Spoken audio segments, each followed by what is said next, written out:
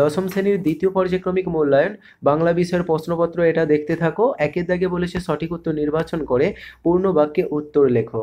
তো এখানে যে প্রশ্নগুলো আছে এমসিকিউ টাইপের প্রশ্ন, 8টা প্রশ্ন আছে। তোমাদের এই দ্বিতীয় পর্যায়ক্রমিক মূল্যায়নও হয়ে থাকে 40 নাম্বারের। প্রত্যেকেই প্রশ্নপত্রটা ভালো করে সমাধান করে নেবে।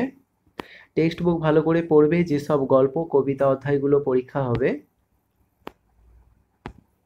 দেখতে থাকো।